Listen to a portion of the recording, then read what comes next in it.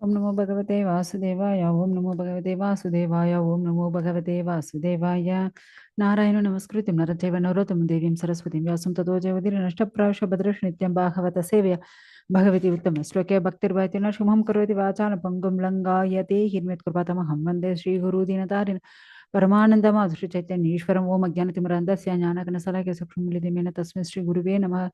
ಜಯ ಶ್ರೀ ಪ್ರಭಾ, ಜಯ Shri Gurudev. Hare Krishna. So Mahalakshmi ಬರ್ತಾ ಇದ್ದಾರೆ. So Mahalakshmi ಬರುವಾಗ ಎಲ್ಲರೂ ನೋಡ್ತಾ ಇದ್ದಾರೆ. ಯಾಕಂದ್ರೆ ನಾವು ಒಂದು ದೊಡ್ಡ ಲಿಸ್ಟ್ ನೋಡಿದೀವಿ, ಯಾರೆಲ್ಲ ಈ ಸೈಡ್ ಅಸುರರುಗಳು ಇದ್ರು, ಈ ಸೈಡ್ ಯಾರೆಲ್ಲ ದೇವರುಗಳು ಇದ್ರು. ಆದ್ರೆ ಎಲ್ಲರ ಹತ್ರ ಒಂದೊಂದು ಕೊರತೆ ಇರುತ್ತೆ ಅಲ್ವಾ?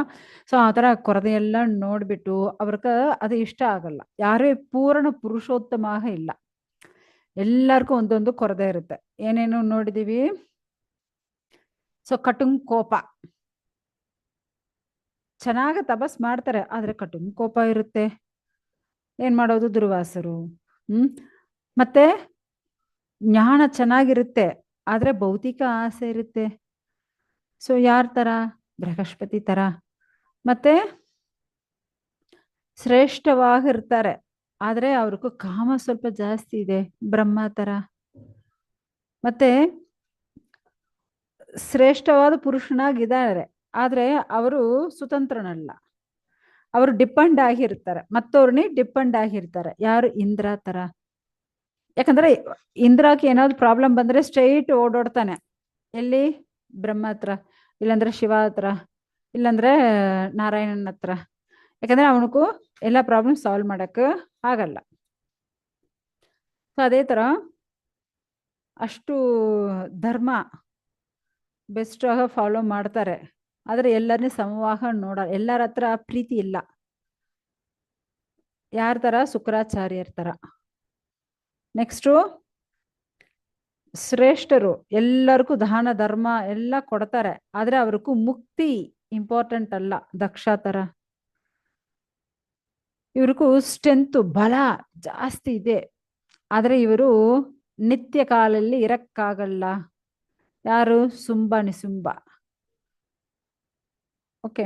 ನೆಕ್ಸ್ಟು ಎಲ್ಲ ಭೌತಿಕ ಗುಣಗಳಿಂದ ಬಿಡುಗಡೆ ಆಗಿರುತ್ತಾರೆ ಆದ್ರೆ ಅಷ್ಟೊಂದು ಕರುಣೆ ಪ್ರೀತಿ ಸೊ ಆ ಥರ ಎಲ್ಲ ಇಲ್ಲ. ಯಾರು? 4 ಕುಮಾರರುಗಳು. ಓಕೆ. ನೆಕ್ಸ್ಟು ಇವ್ರಿಗೂ ಜಾಸ್ತಿ ಆಯುಷ್ ಇದೆ, ದೀರ್ಘಾಯುಷ್ ಇದೆ ಆದ್ರೆ ಮಂಗಳಕರವಾದ ಜಾಗಲ್ಲಿ ಇಲ್ಲ, ಅಮಂಗಲವಾದ ವಿಷಯವೆಲ್ಲ ಮಾಡ್ತಾರೆ. ಯಾರು? ಬಲಿ ಮಹಾರಾಜ್. ಯಾಕಂದ್ರೆ ಇಂದ್ರನಕ್ಕೂ ಅಪೋಸಿಟ್ ಆಗಿ ಅವರು ನಡ್ಕೊಳ್ತಾರೆ. ಅವರು ಅಷ್ಟು ಒಂದು ಬೆಸ್ಟ್ ಇಲ್ಲ ಅವರು. ಅದೇ ತರ ಒಳ್ಳೆ ಎಲ್ಲ ಮಂಗಳಕರವಾದ ವಿಷಯಗಳು ಇದೆ ಆದ್ರೆ ಆಯುಷು ಜಾಸ್ತಿ ಇಲ್ಲ, ಆಯುಷು ಕಡಿಮೆ. ಯಾರು? ಮನುಷ್ಯರು ತರ. ಓಕೆ. ಸೊ ಮನುಷ್ಯರಿಗೂ ಆಯುಷು ಜಾಸ್ತಿ ಇಲ್ವೇ? ಕಡಿಮೆ. ಅದಕ್ಕೆ ನೆಕ್ಸ್ಟು ಆಯುಷು ಜಾಸ್ತಿ ಇದೆ, ದೀರ್ಘಾಯುಷು ಚೆನ್ನಾಗಿದೆ ಆದ್ರೆ ಅವರು ಸುಡುಗಾಡಿಲ್ ಇಡುಗಾಡಿಲ್ ಇರೋರು, ಕೆಟ್ಟ ಹ್ಯಾಬಿಟ್ಸ್. ಓಕೆ. ಆ ಥರ ಹ್ಯಾಬಿಟ್ಸ್ ಇರೋರು. ಆ ಥರ ಇದ್ರೆ ಎಲ್ಲಿ ಎಂದು ಮದುವೆ ಮಾಡಿಕೊಳ್ಳೋದು ಇಲ್ವಾ? ಸೊ ಅದು ಬೇಡ. ಸೊ ಎಲ್ಲ ನೋಡಿಬಿಟ್ಟು ಮತ್ತೆ ಎಷ್ಟೋ ದೇವರುಗಳು ಎಷ್ಟೋ ಅಸುರರುಗಳು ಎಲ್ಲ ನೋಡಿ ಆಯ್ತು. ಓಕೆ. ಸೊ ಆಮೇಲೆ ಲಾಸ್ಟ್ ಅವ್ರು ಯಾರನ್ನ ನೋಡ್ತಾರೆ ಅಂದ್ರೆ, ಯಾರು? ಯಾವೊಂದು ಕೊರತೆಯೂ ಇಲ್ಲ, ಯಾವೊಂದು ಎದುರು ನೋಡೋದಿಲ್ಲ, ಯಾವೊಂದು ಫಲಾಪಕ್ಷ ಬೇಕಾಗಿಲ್ಲ, ಆ ತರ ಒಬ್ರು ಇರ್ತಾರೆ. ಎಲ್ಲ ಒಳ್ಳೆ ಗುಣಗಳು ಪೂರ್ಣವಾಗಿರುತ್ತೆ. ಒಬ್ಬೊಬ್ಬರ ಹತ್ರ ಒಂದೊಂದು ಕ್ವಾಲಿಟೀಸ್ ಇದೆ ಅಲ್ವಾ? ಆದರೆ ಇವರ ಹತ್ರ 6 ಕ್ವಾಲಿಟೀಸು ಪೂರ್ಣವಾಗಿದೆ ಅಂತೆ. ಈ ತರ ಪೂರ್ಣವಾಗಿರೋರ್ನ ನೋಡೋದು ಅಷ್ಟು ಸಾಧ್ಯವೇ ಏನು? ಇಲ್ವೇ? ಅಷ್ಟು 6 ಐಶ್ವರ್ಯಗಳು ಪೂರ್ಣವಾಗಿರೋದು ನೋಡಿ ಅವ್ರಿಗೆ ಆಶ್ಚರ್ಯ ಆಯ್ತು. ವಾವ್, ಎಷ್ಟು ಚೆನ್ನಾಗಿದ್ದಾರೆ ಇಲ್ವಾ? ಸೊ ಅದಕ್ಕೆ ಅವರು ಇವರೇ ನಮ್ಗೆ ಬೇಕು ಅವರು ಮದುವೆ ಮಾಡ್ಕೊಳ್ತಾರೆ. ಯಾರು? ಅವರೇ ಸಾಕ್ಷಾತ್ ಭಗವಂತ. ಓಕೆ, ಆ ದೇವೋತ್ತಮ ಪರಮ ಪುರುಷ. ಯಾಕಂದ್ರೆ ಅವರ ಹತ್ರ ಇದು ಇಲ್ಲ ಅಂತ ಹೇಳಕ್ಕಾಗಲ್ಲ.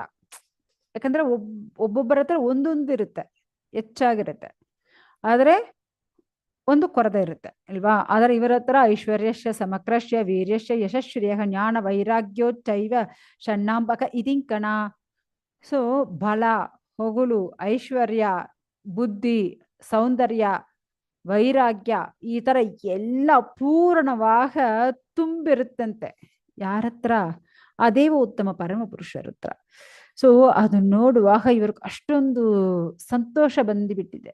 ಯಾಕಂದ್ರೆ ಮತ್ತೆ ಇಷ್ಟು ತಕ್ಕ ಅವ್ರು ನೋಡಿದವರು ಎಲ್ಲರೂ ಏನು ಡಿಪೆಂಡೆಂಟ್, ಯಾರಾದ್ರೂ ಎದುರು ನೋಡಿ ಇರ್ಬೇಕು. ಆದ್ರೆ ಇವರು ಇಂಡಿಪೆಂಡೆಂಟ್, ಸ್ವತಂತ್ರನು. ಯಾರು?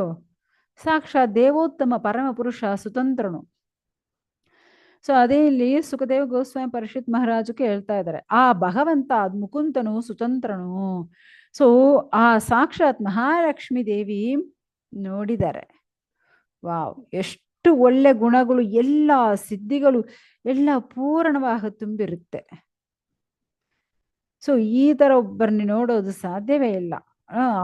ಅವರು ಸ್ಟ್ರೈಟ್ ಹೋಗಿ ಆ ಮುಕುಂದನ್ನೇ ಗಂಡನಾಗ ಸ್ವೀಕಾರ ಮಾಡ್ಕೊಂಡಿದ್ದಾರೆ, ಸಾಕ್ಷಾತ್ ಭಗವಂತನ್ನೇ ಸ್ವೀಕಾರ ಮಾಡ್ಕೊಂಡಿದ್ದಾರೆ. ಸೊ ಆ ಮಹಾಲಕ್ಷ್ಮಿ ಯಾವ ತರ ಇದ್ದಾರೆ ಅಂದ್ರೆ, ಇವಾಗ ಏನು ಹುಟ್ಟಿದ ತಾಮರ ಹೂ ತರ, ಇವಾಗ ಬಂದಿರೋ ತಾಮರ ಹೂ ತರ ಅಷ್ಟು ಚೆನ್ನಾಗಿದ್ದಾರೆ. ಅವ್ರ ಕೈಯಲ್ಲಿ ಒಂದು ಕಮಲದ ಹೂ ಮಾಲೆ ಇರುತ್ತೆ. ಆ ಮಾಲೆ ಪೂರ್ತಿ ಏನು ಜೇನುಹುಳುಗಳು ರಿಂಗಾರ ಮಾಡ್ತಾ ಇದೆ. ಸೊ ಆ ತರ ಇರೋ ಮಾಲೆನಿ ಸಾಕ್ಷಾತ್ ಭಗವಂತನಕ್ಕೂ ಹಾಕಿ ಅವರ ಹೆಂಡತಿಯಾಗಿ ಇವರು ಆಗ್ತಾರೆ. ಸೊ ಇವಾಗ ಆ ಸಾಕ್ಷಾತ್ ಮಹಾಲಕ್ಷ್ಮಿ ಆ ನಾರಾಯಣ ಹೆಂಡತಿಯಾಗಿ ಅವರು ಹೃದಯದಲ್ಲೇ ಅವರು ಯಾವಾಗ ನಿತ್ಯ ವಾಸ ಮಾಡ್ತಾರೆ. ಸೊ ಯಾಕಂದ್ರೆ ಮಹಾಲಕ್ಷ್ಮಿಗೆ ಅಷ್ಟೊಂದು ನಾಚಿಕೆ ಬಂದ್ಬಿಟ್ಟಿದಂತೆ, ಅಷ್ಟು ನಗ್ತಾರಂತೆ. ಯಾಕಂದ್ರೆ ಭಗವಂತನಿ ನೋಡುವಾಗ ಅಷ್ಟೊಂದು ಆಕರ್ಷಣವಾಗಿದ್ದಾರಲ್ವಾ. ಯಾಕಂದ್ರೆ ಈ ದೇವೋತ್ತಮ ಪರಮ ಪುರುಷ 3 ಲೋಕಕ್ಕೂ ತಂದೆ ಅಲ್ವಾ. ಆ ಭಗವಂತನ ಹೃದಯಲ್ಲಿ ಕೂತ್ಕೋಬೇಕಂದ್ರೆ ಎಷ್ಟು ಭಾಗ್ಯ ಮಾಡಿರಬೇಕು ನೋಡಿ. ಸಾಕ್ಷಾತ್ ಆ ಮಹಾಲಕ್ಷ್ಮಿಗೆ ಆ ಭಾಗ್ಯ ಸಿಕ್ಕಿದೆ. ಆ ಮಹಾಲಕ್ಷ್ಮಿ ಜೀವನ ಮಾಡೋದು ಎಲ್ಲಿ ವಾಸಿಸ್ತಾರೆ ಅಂದ್ರೆ ಆ ಭಗವಂತನ ಹತ್ರವೇ. ಯಾಕಂದ್ರೆ ಮಹಾಲಕ್ಷ್ಮಿಗೆ ಅಷ್ಟು ಅನುಕೂಲ, ಕರುಣೆ ಎಲ್ಲ ಪೂರ್ಣವಾಗ ಸಿಕ್ಕಿದೆ. ಯಾಕಂದ್ರೆ ಈ ತರ ಒಂದು ಐಶ್ವರ್ಯ ಯಾರ ಹತ್ರ ಇಲ್ಲ. ಆ ಐಶ್ವರ್ಯವಾಗಿ ಇರುವ ಮಹಾಲಕ್ಷ್ಮಿ ಇವಾಗ ಯಾರ ಹತ್ರ ಹೋಗಿಬಿಟ್ಟಿದ್ದಾರೆ? ಸಾಕ್ಷಾತ್ ಭಗವಂತ ಹತ್ರ. ಇವಾಗ ಈ 3 ಲೋಕಲ್ಲಿ ಯಾರಿಗೂ ಐಶ್ವರ್ಯ ಬೇಕಂದ್ರೆ ಆ ಮಹಾಲಕ್ಷ್ಮಿ ಹತ್ರ ನಾವು ಕೇಳ್ಬೇಕಂತೆ. ಸೊ ಯಾರಿಗೆ ಏನ್ ಬೇಕು ಅದು ಸಾಕ್ಷಾತ್ ಭಗವಂತನ ಅನುಗ್ರಹ ಎಂದು ಮಹಾಲಕ್ಷ್ಮಿ ಕೊಡ್ತಾಳೆ. ಸೊ ನಾವು ಭಗವಂತನಿಗೆ ಸೇವೆ ಮಾಡ್ತೀವಿ ಎನ್ನುವಾಗ ಖಂಡಿತ ಮಹಾಲಕ್ಷ್ಮಿ ಅವ್ರಿಗೂ ಕೊಡ್ತಾರೆ. ಓಕೆ, ಮತ್ತೆ ಅಲ್ಲಿ ಗಂಧರ್ವ ಲೋಕ, ಸಾರಣ ಲೋಕ. ಯಾಕಂದ್ರೆ ನಾರಾಯಣ ವಿವಾಹ ಇತ್ತಲ್ವಾ, ಮಹಾಲಕ್ಷ್ಮಿಗೂ ನಾರಾಯಣಕ್ಕೂ ವಿವಾಹ ಇತ್ತು. ಸೊ ಅದನ್ನ ನೋಡಿ ಗಂಧರ್ವ ಲೋಕದಲ್ಲಿರೋರು, ಸಾರಣ ಲೋಕ ವಾಸಿಗಳು ಎಲ್ಲರೂ ಡ್ಯಾನ್ಸ್ ಮಾಡ್ತಾರೆ, ವಾದ್ಯಗಳು ವಾಸಿಸ್ತಾರೆ. ವೇದ ಮಂತ್ರಗಳು ಮತ್ತೆ ಏನೇನು ವಾದ್ಯಗಳು ಗೊತ್ತಾ? ಸಂಗುಗಳು, ಗೊಂಬುಗಳು, ಮತ್ತೆ ತುಂದುಬಿಗಳು, ಮತ್ತೆ ಮತ್ತಳಗಳು. ಸೊ ಈ ತರ ಎಲ್ಲಾ ವಾದ್ಯಗಳು ವಾಸಿಸ್ತಾರಂತೆ. ಎಲ್ಲರೂ ಅವರವ್ರ ಹೆಂಡತಿ ಜೊತೆಯಲ್ಲಿ ಡ್ಯಾನ್ಸ್ ಮಾಡ್ತಾ ಇದ್ದಾರೆ. ಯಾಕಂದ್ರೆ ಸಾಕ್ಷಾತ್ ಮಹಾಲಕ್ಷ್ಮಿಗೂ ಮತ್ತೆ ನಾರಾಯಣಕ್ಕೂ ಲಕ್ಷ್ಮೀನಾರಾಯಣ ಆಗಿದ್ದಾರಲ್ವಾ, ಸಪ್ರೇಟ್ ಆಗಿದ್ರು. ಇವಾಗ ಇಬ್ಬರು ಸೇರಿ ಲಕ್ಷ್ಮೀನಾರಾಯಣ ಆದ್ರು. ಸೊ ಅದಕ್ಕೆ ಈ ತರ ಹಾಡಿ ಹೊಗಳಿ ಆ ತರ ಎಲ್ಲ ಮಾಡ್ತಾ ಇದ್ದಾರೆ. ಸೊ ಅಲ್ಲಿ ಬಂದು ಬ್ರಹ್ಮದೇವ, ಶಿವ, ಮತ್ತೆ ದೊಡ್ಡ ದೊಡ್ಡ ಋಷಿಗಳು, ಅಂಗಿರಸ, ಈ ತರ ಎಲ್ಲರೂ ಇದ್ರು. ಈ ಪ್ರಪಂಚದಲ್ಲಿರೋ ಎಲ್ಲ ನಿರ್ವಾಹಿಗಳು ಆ ದೇವೋತ್ತಮ ಪರಮ ಪುರುಷನಿ ಹೊಗಳಿ ಆ ತರ ಎಲ್ಲರ ಹೊಗಳಿ ಆ ಮಂತ್ರಗಳು.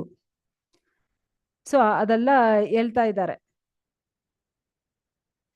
ಸೊ ಎಲ್ಲರೂ ಬಂದು ಇವಾಗ ವರ್ಷ ಮಳೆ ಬಂದಿದ್ರೆ ಯಾವ ತರ ಬರುತ್ತೆ, ಜೋರ್ ಮಳೆ ಬರುತ್ತೆ, ಎಷ್ಟು ಜೋರ್ ಆ ತರ ಎಲ್ಲರೂ ಅಷ್ಟು ಜೋರಾಗಿ ಹೂ ಹಾಕ್ತಾ ಇದ್ದಾರಂತೆ ಅವರಿಬ್ಬರ ಮೇಲ್ಗಡೆ. ಎಲ್ಲ ದೇವರುಗಳು, ಪ್ರಜಾಪತಿಗಳು, ಅವರ ಸಂತತಿಯನವರು ಎಲ್ಲರನ್ನೇ ಮಹಾಲಕ್ಷ್ಮಿ ನೋಡ್ತಾರಂತೆ. ಎಲ್ಲರೂ ಪಾರ್ವೆಯಿಂದ ಎಲ್ಲರಿಗೂ ಮಹಾಲಕ್ಷ್ಮಿ ಆಶೀರ್ವಾದ ಮಾಡ್ತಾರಂತೆ. ಸೊ ನನ್ಕೊಂಡು ಒಳ್ಳೆ ಗಂಡ ಸಿಕ್ಕಿದೆ ಆ ಸಂತೋಷಲ್ಲಿ ಇವಾಗ ಮಹಾಲಕ್ಷ್ಮಿ ಏನ್ ಕೇಳಿದರೆ ಕೊಡಕ್ಕೆ ಅವರು ಸಿದ್ಧವಾಗಿದ್ದಾರೆ. ಸೊ ಅವಾಗ ಅಲ್ಲಿರೋ ಎಲ್ಲರಿಗೂ, ಎಲ್ಲ ದೇವರುಗಳು, ಪ್ರಜಾಪತಿಗಳು, ಅವರ ಸಂತತಿನವರು ಎಲ್ಲರಿಗೂ ಲಕ್ಷ್ಮಿ ಕಟಾಕ್ಷ ಸಿಗ್ತಾ ಇದೆ. ಅಷ್ಟು ಒಳ್ಳೆ ಗುಣಗಳು ಎಲ್ಲರ ಸೊ ಅದಿಂದು ಮತ್ತೆ ಎಲ್ಲರಿಗೂ ಒಳ್ಳೆ ಗುಣಗಳು ಎಲ್ಲ ತೃಪ್ತಿ ಐತಂತೆ. ಈ ತರ ಮಹಾಲಕ್ಷ್ಮಿ ಈ ತರ ಅಸುರ ಇವಾಗ ನೋಡಿ ದೇವರುಗಳನ್ನ ಅವ್ರು ಬಂದು ಅಲಕ್ಷ್ಯವಾಗಿ ನೋಡ್ಬಿಟ್ಟು ಹೋಗ್ಬಿಟ್ಟಿದ್ದಾರೆ. ಆದ್ರೆ ಅವ್ರಿಗೂ ಏನ್ ದೊಡ್ಡ ಸಮಸ್ಯೆ ಇಲ್ಲ. ಓಕೆ, ಅವ್ರಿಗೂ ನಾವು ಈಕ್ವಲ್ ಅಲ್ಲ ಅನ್ಕೊಂಡ್ಬಿಟ್ಟಿದ್ದಾರೆ. ಓಕೆ, ಅವರು ಸೆಲೆಕ್ಟ್ ಮಾಡಿದ್ದು ನಾರಾಯಣ್ ಅಲ್ವಾ. ಓಕೆ, ಅವರು ನಮ್ಮಿಂದ ಅವ್ರು ದೊಡ್ಡವರು. ಓಕೆ, ಅವ್ರನ್ನೇ ಸೆಲೆಕ್ಟ್ ಮಾಡಿದೆ ಒಳ್ಳೇದೇ. ದೇವರುಗಳು ಆತರ ಅನ್ಕೊಳ್ತಾರೆ. ಆದ್ರೆ ರಾಕ್ಷಸರು ಆತರ ಅನ್ಕೊಳ್ತಾರ? ಖಂಡಿತ ಇಲ್ಲ. ಯಾಕಂದ್ರೆ ಅಸುರರುಗಳು, ರಾಕ್ಷಸರುಗಳು ಅವ್ರಿಗೂ ಗುಣವೇ ಆತರ. ಅವ್ರಿಗೆ ಸಿಕ್ಕಿಲ್ಲ ಅಂದ್ರೆ ಮತ್ತೆ ಯಾರು ಸಿಕ್ಕಬಾರದು, ಆತರ ಒಂದು ನೀಚ ಬುದ್ಧಿ ಇರುತ್ತಲ್ವಾ. ಸೊ ಆ ನೀಚ ಬುದ್ಧಿಯಿಂದ ಅವ್ರಿಗೆಲ್ಲ ಜಾಸ್ತಿ ಕೋಪ ಬಂದ್ಬಿಟ್ಟಿದೆ. ಏನಪ್ಪಾ ಇದು, ಇವರು ನಮ್ನೇ ಬೇಡ ಅಂತ ಹೇಳ್ಬಿಟ್ಟು ಹೋಗಿ ನಾರಾಯಣ ಮದುವೆ ಮಾಡ್ಕೊಂಡಿದ್ದಾರೆ, ಇದು ಅವರು ದೊಡ್ಡ ಅಪಮಾನ ಅಂತ ಅನ್ಕೊಂಡ್ಬಿಡ್ತಾರೆ ಅವರು. ಅವ್ರಿಗೇನೋ ಒಂದು ದೊಡ್ಡ ಅಪಮಾನ ಬಂದ್ಬಿಟ್ಟು ತರ, ಇವರೇನೋ ಮಹಾಲಕ್ಷ್ಮಿ ಇವ್ರನ್ನ ಅಲಕ್ಷ್ಯ ಮಾಡಿದ ತರ ಅನ್ಕೊಂಡ್ಬಿಟ್ಟಿದ್ದಾರೆ. ಓಕೆ, ಸೊ ಈ ತರ ಆಯ್ತು ಮಹಾಲಕ್ಷ್ಮಿಗೂ ನಾರಾಯಣ ವಿವಾಹ ಆಯ್ತು. ಆಮೇಲೆ ಮತ್ತೆ ಕ್ಷೀರಸಾಗರನೇ ಚಿಲುಕಿಸ್ತಾರಲ್ವಾ. ಸೊ ಆವಾಗ ಯಾರು ಬರ್ತಾರೆ ಅಂದ್ರೆ ವಾರುಣಿ. ಸೊ ಈ ವಾರುಣಿ ಯಾರು ಅಂದ್ರೆ ಅವ್ರು ಬಂದು ಈ ಆಲ್ಕಹಾಲ್, ಮಧು ಹೇಳ್ತಾರಲ್ವಾ. ಸೊ ಅವರು ಅದು. ಸೊ ಅದು ಬಂದು ಜಾಸ್ತಿ ಕುಡಿಯೋರು ಯಾರು ಅಂದ್ರೆ ಅಸುರರುಗಳೇ ಅಲ್ವಾ. ಸೊ ಅವಾಗ ಅಸುರರುಗಳು ಬಲಿ ಮಹಾರಾಜು ಅವರೆಲ್ಲ ಇವರು ಬಂದು ಬೇಕು ಕೇಳ್ಬಿಟ್ಟಿದ್ದಾರೆ. ಓಕೆ, ಭಗವಂತನು ಓಕೆ ಅಕ್ಸೆಪ್ಟ್ ಮಾಡ್ಕೊಂಡ್ಬಿಟ್ಟಿದ್ದಾರೆ. ಸೊ ಅವಾಗ ವಾರುಣಿ ದೇವಿನಿ ಯಾರು ಅಕ್ಸೆಪ್ಟ್ ಮಾಡ್ಕೊಂಡಿದ್ದಾರೆ? ಬಲಿ ಮಹಾರಾಜ್, ಅಸುರರುಗಳು ಎತ್ಕೊಂಡ್ಬಿಟ್ಟಿದ್ದಾರೆ. ಆಮೇಲೆ ಈ ಕಶ್ಯಪನ ಪುತ್ರರುಗಳು, ಆ ಅಸುರರುಗಳು, ದೇವರುಗಳು ಮತ್ತೆ ಚಿಲುಕಿಸ್ತಾ ಇದ್ದಾರಂತೆ. ಆ ತರ ಚಿಲುಕಿಸುವಾಗ ಅದು ಒಳಗಡೆಯಿಂದ ಒಂದು ಪುರುಷ ಆಚೆ ಬರ್ತಾ ಇದ್ದಾನೆ. ಯಾರಪ್ಪ ಇದು ಅವರು ಎಲ್ಲರೂ ನೋಡ್ತಾ ಇದ್ದಾರೆ. ಇಷ್ಟು ಸೌಂದರ್ಯವಾಗ ಒಂದು ಪುರುಷ ಆಚೆ ಬರ್ತಾ ಇದ್ದಾನೆ. ಓ, ಫೋಟೋ ಇಲ್ಲಿ ಇಲ್ವಾ? ಒಂದು ನಿಮಿಷ ಮಾತಾಜಿ.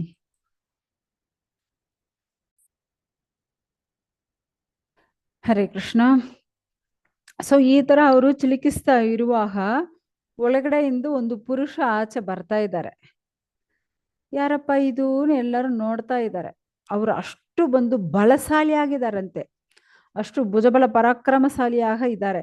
ಅವರು ಕರಗಳು ಅಷ್ಟು ಉದ್ದುದ್ದವಾಗಿದೆ ಅಂತೆ, ಅಷ್ಟು ದಪ್ಪವಾಗ, ಅಷ್ಟು ಬಲಶಾಲಿಯಾಗ ಚೆನ್ನಾಗಿದೆ. ಅವರು ಅಷ್ಟು ಅಲಂಕಾರ ಮಾಡ್ಕೊಂಡು ಬರ್ತಾರಂತೆ, ಅಷ್ಟು ಅಲಂಕಾರ ನಾಯಕನಾಗಿದ್ದಾರೆ. ಅವ್ರ ಕಣ್ಣೆಲ್ಲ ಕಮಲದ ಹೂ ತರ ಅಷ್ಟು ಚೆನ್ನಾಗಿದೆ ಅಂತೆ. ಮತ್ತೆ ಅವ್ರ ಕಲರ್ ನೋಡಿದ್ರೆ ಕಪ್ಪು ನೀಲ ಆ ತರ ಮಿಕ್ಸ್ ಆಗಿದ ಕಲರ್ ಆಗಿದ್ದಾರೆ, ಅಷ್ಟು ಯವ್ವನವಾಗಿದ್ದಾರೆ. ಅವರು ಹೂಮಾಲೆಲ್ಲ ಹಾಕೊಂಡಿದ್ದಾರಂತೆ, ಅವರು ಶರೀರ ಪೂರ್ತಿ ಅಲಂಕಾರವಾಗಿದಂತೆ, ಅಷ್ಟು ಆಭರಣಗಳು, ಆಭೂಷಣಗಳು ಹಾಕೊಂಡಿರ್ತಾರೆ ಅವರು. ಸೊ ಅದೇ ತರ ಯೆಲ್ಲೋ ಕಲರ್ ಡ್ರೆಸ್ ಹಾಕೊಂಡಿರ್ತಾರೆ. ಮತ್ತೆ ಮತ್ತೆ ಅವ್ರು ಬಂದು ಮುತ್ತು ರತ್ನಗಳು ಆ ತರ ಎಲ್ಲ ಮಾಲೆ ಹಾಕೊಂಡಿರುತ್ತಾರೆ. ಮತ್ತೆ ಅವರು ಕಮಂಡಲನು ಇಟ್ಕೊಂಡಿರ್ತಾರೆ. ಅವರದು ಕೇಶಗಳು ಅಷ್ಟು ಚೆನ್ನಾಗಿದೆ, ಅಲ್ಲಿ ಎಣ್ಣೆ ಎಲ್ಲ ಇಟ್ಟಿರ್ತಾರಂತೆ. ಅವರು ಚೆಸ್ಟ್ ಎಲ್ಲ ಅಷ್ಟು ಅಗಲವಾಗ ಚೆನ್ನಾಗಿದೆ ಅಂತೆ, ಅಷ್ಟು ಸೌಂದರ್ಯವಾಗಿ ಇದ್ದಾರೆ ಅವರು. ನೋಡಕ್ಕೆ ಏನೋ ಒಂದು ಸಿಂಗ ವೆರಿ ಸ್ಟ್ರಾಂಗ್, ಯಾವ ತರ ಕಾಡಕ್ಕೂ ಸಿಂಗ ರಾಜವು ಆ ತರ ಒಂದು ಸ್ಟ್ರಾಂಗ್ ಬಾಡಿ, ಅಷ್ಟು ಚೆನ್ನಾಗ ಇದೆ. ಅವ್ರ ಕೈ ಎಲ್ಲ ಅಷ್ಟು ಏನು ವಲೆ ಕಾಪು ವಂಕಿ ಒಡ್ಯಾಣ ಎಲ್ಲ ಹಾಕೊಂಡಿರ್ತಾರೆ. ಮತ್ತೆ ಅವ್ರ ಕೈಯಲ್ಲಿ ಒಂದು ಕಲಸ, ಅಮೃತ ಕಲಸ ಎತ್ಕೊಂಡು ಬರ್ತಾರಂತೆ ಅಷ್ಟೇ. ಇವಾಗ ಅವ್ರ ಕೈಯಲ್ಲಿ ಏನಿದೆ? ಅಮೃತ ಕಲಸ. ಆಕ್ಚುಲಿ ಇವರು ಯಾರು ಅಂದ್ರೆ, ಇವರು ಬಂದು ಸಾಕ್ಷಾತ್ ಭಗವಂತ, ಆ ದೇವೋತ್ತಮ ಪರಮ ಪುರುಷ, ಆ ವಿಷ್ಣುವಿನ ಒಂದು ಅಂಶ, ಅಂಶ ಅವತಾರವಾಗ ಇದ್ದಾರೆ. ಇವರ ಹೆಸರು ಏನು? ಧನ್ವಂತರಿ. ಆಕ್ಚುಲಿ ಇವರು ಬಂದು ಒಂದು ಡಾಕ್ಟರ್. ಸೊ ಇವರು ಬಂದು ಎಲ್ಲ ಆಕ್ಚುಲಿ ಇವ್ರಿಗೂ ಬಂದು ಯಾಗಗಳು ಯಾರೆಲ್ಲ ಮಾಡ್ತಾರೋ ಅದಕ್ಕೂ ಒಂದು ಭಾಗ ಇವ್ರಿಗೆ ಹೋಗುತ್ತೆ. ಇವ್ರು ಬಂದು ಅದು ಆಯುರ್ವೇದಿಕ್ ಅಂದ ಆ ತರ ಇರೋ ಡಾಕ್ಟರ್ ತರ. ಸೊ ಅಮೃತ ಕಲಸ ಎತ್ಕೊಂಡು ಬರ್ತಾರೆ. ಸೊ ಇದು ನೋಡಿದ ಕ್ಷಣ ಅಸುರರುಗಳು ಏನ್ ಮಾಡ್ತಾರೆ, ಯಾಕಂದ್ರೆ ಅವ್ರು ಕ್ಷೀರಸಾಗರ ಒಳಗಡೆಯಿಂದ ಆಚೆ ಬರ್ತಾರೆ. ಓ, ಅವ್ರ ಕೈಯಲ್ಲಿ ಅಮೃತ ಕಲಸ ಇದೆ ಅಷ್ಟೇ. ತುರಂತ ಏನ್ ಮಾಡ್ತಾರಂತೆ ಅಸುರರುಗಳು, ಅವರ ಕೈಯಿಂದ ಕಿತ್ತಾಕೊಂಡು ಓಡೋಡ್ತಾ ಇದ್ದಾರೆ. ಸೊ ಆಕ್ಚುಲಿ ನೀವು ಇಲ್ಲಿ ನೋಡಿದ್ರೆ ಕಿತ್ತಾಕೊಂಡು ಓಡಾಡ್ತಾರಲ್ವಾ, ಯಾರಾದ್ರೂ ಕುಡಿದಿದಾರಂದ್ರೆ ಇಲ್ಲ. ಯಾಕಂದ್ರೆ ಈ ಅಮೃತ ಕಲಸ ಅಸುರರುಗಳು ಅಪಕರಣ ಮಾಡ್ಕೊಂಡು ಓಡಾಡ್ತಾ ಇದ್ದಾರೆ. ಅವರ ಹತ್ರ ಇಂದು ದೇವರುಗಳ ಹತ್ರ ಇಂದು ಓಡಾಡ್ತಾ ಇದ್ದಾರೆ. ಸೊ ಓಡಾಡ್ತಾ ಇರುವಾಗ ಯಾರಾದ್ರೂ ಕುಡಿದಾರನೇ ಇಲ್ಲ. ಯಾಕೆ ಅಂದ್ರೆ ಎಲ್ಲರೂ ನಾನ್ ಕುಡಿಬೇಕು, ನಾನ್ ಫಸ್ಟ್ ಕುಡಿಬೇಕು ಈ ತರ ಜಗಳ ಮಾಡ್ತಾ ಇದ್ರೆ ಮತ್ತೆ ಯಾರೇ ಕುಡಿದಿಲ್ಲ. ಇವಾಗ ದೇವರುಗಳು ನೋಡ್ತಾರೆ, ಅಯ್ಯೋ ನಾವು ಇವ್ರ ಜೊತೆಯಲ್ಲಿ ತಗೋಬೇಕಲ್ವಾ, ಆದ್ರೆ ಇವರು ಕಿತ್ತಕೊಂಡು ಓಡೋಡ್ಬಿಟ್ಟಿದ್ದಾರೆ. ಅವ್ರು ಬಲಶಾಲಿಯಾಗಿದ್ದಾರೆ, ಯಾರೋ ಹಸುರಗಳು ಬಲಶಾಲಿಯಾಗಿದ್ದಾರೆ. ಏನ್ ಮಾಡೋದು, ಅವರ ಹತ್ರ ಜಗಳ ಮಾಡೋಕೆ ಇವಾಗ ನಮ್ಗೆ ಸ್ಟ್ರೆಂತೇ ಇಲ್ವೇ. ಮತ್ತೆ ಹರಿನ್ ಪಾದಲ್ಲಿ ಅವರು ಬಿದ್ದು ನಮಸ್ಕಾರ ಮಾಡಿ ಸ್ವಾಮಿ, ಏನಾவது ಮಾಡಿ ಸ್ವಾಮಿ ಕೇಳ್ತಾರೆ. ಅವಾಗ ಭಗವಂತ ಓಕೆ, ನೋ ಪ್ರಾಬ್ಲಮ್, ನಿಮ್ ಕಷ್ಟ ನಮ್ಗೆ ಗೊತ್ತು. ಸೊ ನಾವು ಎಲ್ಲ ರೆಡಿ ಮಾಡ್ತೀನಿ. ಯಾಕಂದ್ರೆ ಇವಾಗ ಅವ್ರು ಯಾರು ಕುಡ್ದಿಲ್ಲ, ಅವರೇ ಜಗಳ ಮಾಡ್ತಾ ಇದ್ದಾರೆ ನೋಡಿ. ಸೊ ಜಗಳ ಮಾಡ್ತಾ ಇದ್ದಾರೆ, ನಾವು ಹೋಗಿ ಅದೆಲ್ಲ ರೆಡಿ ಮಾಡ್ತೀನಿ ನೀನು ಭಗವಂತ ಅವ್ರಿಗೂ ಹೇಳ್ತಾರೆ. ಸೊ ಅದ ಆರುದಲ್ಲಾಗ ಮಾತಾಡ್ತಾರೆ. ಸೊ ಆತರ ಮಾತಾಡ್ತಾರೆ. ಯಾಕಂದ್ರೆ ಅಲ್ಲಿ ಬಂದು ಓನ್ಲಿ ಅಸುರರುಗಳು ನಾನೇ ಫಸ್ಟ್ ಕುಡಿಬೇಕು ಈ ತರ ಒಬ್ಬರಿಂದ ಒಬ್ಬರು ಇಳಿತಾ ಇದ್ದಾರೆ. ಇವಾಗ ಬಲಿ ಮಹಾರಾಜಿಂದು ಮತ್ತೆ ಅಸುರರು, ಆ ಅಸುರಂದು ಮತ್ತೊಂದು ಅಸುರ, ಈ ತರ ಒಬ್ಬನೊಬ್ಬನು. ಇವಾಗ ನೀವು ನಾರ್ಮಲ್ ಆಗಿ ನೋಡಿದ್ರೆ ಗೌರವರುಗಳು ಪಾಂಡವರುಗಳು ಚಿಕ್ಕ ಮಕ್ಕಳಾಗಿ ಇರುವಾಗ ನೀವು ಕೈಯನ್ನು ಕಟ್ಬಿಡ್ತಾರೆ ಒಂದು ಕಟ್ಟೆ ಇಟ್ಟು. ಸೊ ತಿನ್ಬೇಕು ಊಟ ಬಡಿಸ್ಬಿಟ್ಟಿದ್ದಾರೆ. ಆದರೆ ಗೌರವರುಗಳೆಲ್ಲ ತಿನ್ನಕ್ಕಾಗಲ್ಲ, ಎಲ್ಲ ಸುಮ್ಮನೆ ಕೂತ್ಕೊಂಡಿರ್ತಾರೆ. ಅದೇ ಪಾಂಡವರುಗಳು ನೋಡಿದ್ರೆ ಅವರು ತಟ್ಟಿಂದು ಎತ್ತು ಆಪೋಸಿಟ್ ಇರೋರ್ಗೂ ಕೊಡ್ತಾ ಇದ್ದಾರೆ. ಆದ್ರೆ ಅವ್ರು ಇವ್ರಿಗೆ ಕೊಡ್ತಾ ಇದಾರೆ, ಇವ್ರು ಅವ್ರಿಗೆ ಕೊಡ್ತಾರೆ. ಸೊ ಆದ್ರೆ ಊಟ ಅವ್ರು ಯಾಕಂದ್ರೆ ದೇವರುಗಳ ಬುದ್ಧಿ ಏನು ಅಂದ್ರೆ ಮತ್ತವ್ರಿಗೆ ಕೊಡಬೇಕು ಅನ್ನೋ ಬುದ್ಧಿ. ಅಸುರಗಳ ಬುದ್ಧಿ ಅವರೇ ತಿನ್ಬೇಕು, ಅವ್ರು ಮಾತ್ರ ತಿನ್ಬೇಕು. ಅದೇ ನೋಡಿ, ಸೊ ಎಷ್ಟೊಂದು ಡಿಫರೆನ್ಸ್ ಇದೆ ಆ ಬುದ್ಧಿಯಲ್ಲಿ, ಎಷ್ಟೊಂದು ಡಿಫರೆನ್ಸ್ ಇದೆ ನೋಡಿ, ಇಲ್ವಾ? ಸೊ ಆ ತರ ಬುದ್ಧಿ ಅಸುರರ್ಗೂ, ಅವರು ಕುಡ್ದಿಲ್ಲ ಮತ್ತವ್ರಿಗೂ ಕುಡಿಯಕ್ಕೆ ಬಿಟ್ಟಿಲ್ಲ. ಆ ತರ ಅವರು ಆರವಾರ ಮಾಡ್ತಾ ಜಗಳ ಮಾಡ್ತಾ ಇದ್ದಾರೆ. ಆದ್ರೆ ಅಲ್ಲಿರೋ ಅಮೃತದಲ್ಲಿ ಆಫ್ ಭಾಗ ಯಾರಿಗೂ ದೇವ್ರಿಗೂ ಸಿಕ್ಬೇಕು. ಆದ್ರೆ ಕೊಟ್ಟಿದಾರ? ಇಲ್ಲ. ಫಸ್ಟ್ ಅವ್ರಕ್ಕೆ ಅವರು ಇಟ್ಕೊಂಡಿಲ್ಲ, ಕುಡ್ದಿಲ್ಲ, ಎಲ್ಲಿಂದ ಅವ್ರು ದೇವ್ರಿಗೆ ಕೊಡ್ತಾರೆ? ಆಕ್ಚುಲಿ ಇವ್ರು ಅವ್ರ ಹತ್ರ ಹೋಗಿ ಜಗಳ ಮಾಡಕ್ಕ ಆಗಲ್ಲ, ಯಾಕಂದ್ರೆ ಇವ್ರಿಗೆ ಬಲ ಇಲ್ವೇ. ಸೊ ಆ ತರ ಸಿಚುವೇಶನು.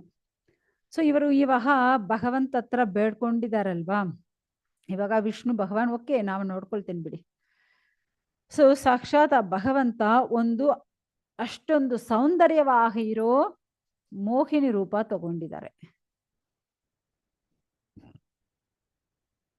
ಇಲ್ಲಿಪ್ಪ ಫೋಟೋವೇ ಚೇಂಜ್ ಆಗಿಲ್ವೇ? ಮೋಹಿನಿಯೇ ಕಾಣಿಸಲ್ಲ. ಒಂದು ನಿಮಿಷ ಮಾತಾಜಿ. ಹರೇ ಕೃಷ್ಣ. ಸೊ ಇವಾಗ ಸಾಕ್ಷಾತ್ ಭಗವಂತ ಮಹಾವಿಷ್ಣು ಈ ತರ ಮೋಹಿನಿ ಅವತಾರ ತಗೊಂಡಿದ್ದಾರೆ. ಅಷ್ಟೊಂದು ಸೌಂದರ್ಯ ಅಂತೆ. ಸೌಂದರ್ಯ ಅಂದ್ರೆ ಸೌಂದರ್ಯ, ಈ ತರ ಸೌಂದರ್ಯ ಎಲ್ಲಿ ನೋಡಿಲ್ಲ. ಇವಾಗ ಮಹಾಲಕ್ಷ್ಮಿ ಬಂದ್ರ ಅಲ್ವಾ, ಎಷ್ಟೊಂದು ಸೌಂದರ್ಯ. ಆ ಮಹಾಲಕ್ಷ್ಮಿಗೆ ನಾಚಿಕೆ ಬರೋ ತರ ಅಷ್ಟೊಂದು ಸೌಂದರ್ಯವಾಗಿದ್ರಂತೆ. ಆದ್ರೆ ನೋಡಿ ಭಗವಂತ ಎಷ್ಟೊಂದು ಸೌಂದರ್ಯ. ಆ ತರ ಮೋಹಿನಿ ಮೂರ್ತಿಯಾಗ ಬಂದ್ರ ಅಂತೆ. ಸೊ ಅವ್ರನ್ನ ನೋಡಿಬಿಟ್ಟು ಎಲ್ಲರ ಆತರ ಮೋಗಾಗ್ಬಿಡ್ತಾರೆ. ವಾವ್, ಎಷ್ಟೊಂದು ಸೌಂದರ್ಯ, ನೋಡಕ್ಕ ಅಷ್ಟು ಚೆನ್ನಾಗಿದ್ದಾರೆ. ಒಂದು ಆ ಆ ನೀಲ ವರ್ಣ, ಅದಾದ ಕಪ್ಪು ಮತ್ತೆ ನೀಲ ಎರಡು ಸೇರಿದ ರೂಪಲ್ಲಿ ಅವರು ಇದ್ರಂತೆ. ಅಷ್ಟು ದೇಹ ಅಂಗಗಳು ಅಷ್ಟು ಚೆನ್ನಾಗಿದೆ, ಸ್ಥಳಗಳು ಅಷ್ಟು ಚೆನ್ನಾಗಿದೆ. ಅವರು ಕಿವಿಲಿರೋ ಆ ಜಿಮಿಕಿಗಳು ಆಗಲಿ, ಅವರ ಅಲಂಕಾರ ಮಾಡಿದ ಆಭೂಷಣಗಳು ಆಗಲಿ, ಅವರು ಮುಖ ಆಗಲಿ ಅಷ್ಟೊಂದು ಸೌಂದರ್ಯವಾಗಿ ಅಷ್ಟು ಆಕರ್ಷಣೆ ಆಗ್ತಾ ಇದೆ ಅಂತೆ. ಅವ್ರ ಮೂಗು, ಅವ್ರ ಕಣ್ಣು, ಅವರು ಯವ್ವನ, ಅವ್ರ ದೇಹದಿಂದ ಬರೋ ಆ ಪ್ರಕಾಶ. ಸೊ ಈ ತರ ಎಲ್ಲ ನೋಡಿಬಿಟ್ಟು ಅಷ್ಟು ಆಶ್ಚರ್ಯ ಆಗ್ಬಿಟ್ಟಿದ್ದಾರೆ. ಈ ತರ ಒಂದು ಸೌಂದರ್ಯ ಇದಾ ಏನು? ಅದೇ ತರ ಅವರು ಶರೀರದಿಂದ ಅಷ್ಟೊಂದು ವಾಸನೆ ಬರ್ತಾ ಇದೆ ಅಂತೆ. ಆ ವಾಸನೆಗೆ ಎಲ್ಲೋ ಇರೋ ಜೇನು ಒಳಗಳೆಲ್ಲ ಬಂದು ರಿಂಗಾರ ಮಾಡ್ತಾ ಇದೆ. ಇದೇನಪ್ಪ ಇಷ್ಟೊಂದು ವಾಸನೆ ಬರ್ತಾ ಇದೆ ಏನು? ಅವಳು ಕೂದಲು, ಆ ಮೋಹಿನಿ ದೇವಿನೇ ಆ ಕೂದಲು, ಮತ್ತೆ ಅಲ್ಲಿ ಇಟ್ಟಿರೋ ಮಲ್ಲಿಗೆ ಹೂ ಹಾರ, ಸೊ ಅದೆಲ್ಲ ಅಷ್ಟು ಅಲಂಕಾರವಾಗಿ ಅಂತೆ. ಅವಳು ನೋಡಿದ ತಕ್ಷಣ ಎಲ್ಲ ಅಸುರರುಗಳು ಮೋಗ ಆಗಿಬಿಟ್ಟು ಎಲ್ಲ ಸೈಲೆಂಟ್ ಆಗ್ಬಿಡ್ತಾರೆ. ಸೊ ಮತ್ತೆ ಅವರು ಅಷ್ಟು ಆಭರಣಗಳು, ಅವ್ರ ಮಾತು, ಅವರು ನಡೆ, ನಡ್ಕೊಂಡು ಬರೋದು, ಅವ್ರ ನಗೋದು, ಅವ್ರ ಕೈಯಲ್ಲಿರೋ ಬಳೆಯಲು, ಮತ್ತೆ ಅದೇನೋ ಒಡ್ಯಾಣ, ವಂಕಿ, ಸೊ ಇದೆಲ್ಲ ನೋಡಿ ಅಷ್ಟು ಎಲ್ಲಮೇ ಜಲಜಲ ಜಲಜಲನ ಒಂದು ಶಬ್ದ ಕೊಡ್ತಾ ಇದೆ. ಮತ್ತೆ ಅವರ ಕಾಲಿ ಇದು ಏನು ಗೊಲುಸುಕೆ ಏನ್ ಹೇಳ್ತಾರೆ, ಓಕೆ, ಕಾಲಿ ಹಾಕೊಂಡಿರೋ ಗೆಜ್ಜೆಗಳು. ಸೊ ಅದೆಲ್ಲ ಅಷ್ಟು ಚೆನ್ನಾಗಿದೆ ಅಂತೆ. ಅವಳು ಅಷ್ಟು ನಾಚಿಗೆ ಇಂದು ನಕ್ಕೊಂಡು ನಕ್ಕೊಂಡು ಎಲ್ಲರನ್ನು ನೋಡ್ತಾಳಂತೆ. ಯಾರಿದೆಲ್ಲ ಮೋಹಿನಿ ಸಾಕ್ಷಾತ್ ಪೆರುಮಾಲೆ ಈ ತರ ರೂಪ ತಗೊಂಡು, ಮತ್ತೆ ಅವರು ಹೊಕ್ಕುಗಳು, ಅದಾದ ಐಬ್ರೋಸ್ ಅಷ್ಟು ಚೆನ್ನಾಗ ಡ್ಯಾನ್ಸ್ ಮಾಡುತ್ತಂತೆ. ಇವಾಗ ಅಸುರರಿಗೆಲ್ಲ ಅಷ್ಟೊಂದು ಕಾಮ ಜಾಸ್ತಿ ಆಗಿದೆ ಈ ಮೋಹಿನಿ ರೂಪ ನೋಡಿ. ಇವಾಗ ಮೋಹಿನಿ ಮೂರ್ತಿ ಏನ್ ಮಾತಾಡ್ತಾರೋ ಗೊತ್ತಿಲ್ಲ ಇವರ ಹತ್ರ. ಎಲ್ಲರೂ ಆ ತರ ಮೋಹ ಆಗಿ ನಿಲ್ಸ್ಬಿಟ್ಟಿದಾರಂತೆ. ಅಷ್ಟೊಂದು ಸೌಂದರ್ಯ ನೋಡಿ. ಓಕೆ, ಇವಾಗ ನಮ್ದು 8ನೇ ಅಧ್ಯಾಯ ಕಂಪ್ಲೀಟ್ ಆಯ್ತು. ಹರೇ ಕೃಷ್ಣ. ಏನಾದ್ರು ಪ್ರಶ್ನೆ ಇದ್ರೆ ಕೇಳ್ಬೋದು.